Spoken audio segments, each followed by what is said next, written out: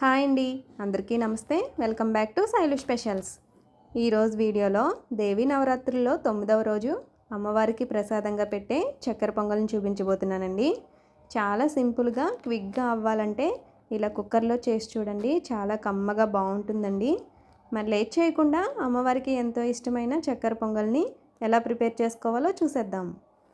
ముందుగా stove on చేసి pan పెట్టి 1/2 కప్పు పెసరపప్పు వేసుకుని లో ఫ్లేమ్లో నిదానంగా ఇలా కలర్ చేంజ్ అయ్యేంత వరకు కూడా ఫ్రై చేసుకోండి. ఇలా ఫ్రై చేసుకున్న పెసరపప్పుని ఒక బౌల్లోకి తీసుకుని పూర్తిగా చల్లారబెట్టుకోండి. ఇప్పుడు ఒక కుక్కర్ తీసుకుని చల్లారబెట్టుకున్న పెసరపప్పు 1/4 కప్పు బియ్యం వేసుకోవాలి. ఈ రెండు కలిపి మనకి 1 కప్పు ఉంటుందండి. ఇప్పుడు వీటిని 2-3 సార్లు శుభ్రంగా కడిగి 2.5 కప్పులు వాటర్ వేసుకుని కుక్కర్ మూత పెట్టి మీడియం ఫ్లేమ్లో 3 విజిల్స్ రానిచ్చి స్టవ్ ఆఫ్ చేసుకోండి.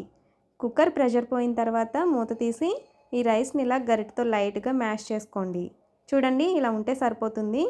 ఇప్పుడు ఇందులోకి 1 కప్పు బెల్లం అలాగే 1/2 కప్పు పంచదార వేసుకుని ఒకసారి అంతా కూడా మిక్స్ చేసుకుని తిరిగి స్టవ్ మీద పెట్టి లో ఫ్లేమ్లో బెల్లం పంచదార కరిగే వరకు కూడా గరిటతో కలుపుకుంటూ ఉండాలండి. చూడండి, ఇలా బెల్లం కరిగిన తర్వాత 2 టేబుల్ స్పూన్స్ నెయ్యి వేసి కలుపుకుని ఈ గిన్నెని పక్కకు దించేసుకోండి. ఇప్పుడు డ్రై ఫ్రూట్స్ వేయించుకోవడం కోసం ఒక చిన్న ప్యాన్ పెట్టుకుని 2 టేబుల్ స్పూన్స్ నెయ్యి వేసుకోండి.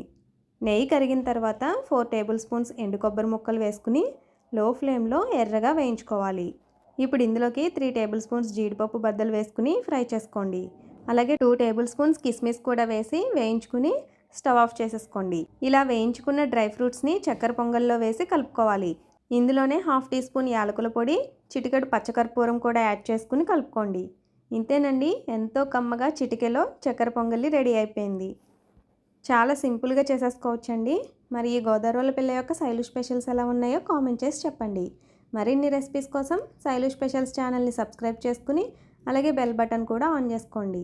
Thank you for watching.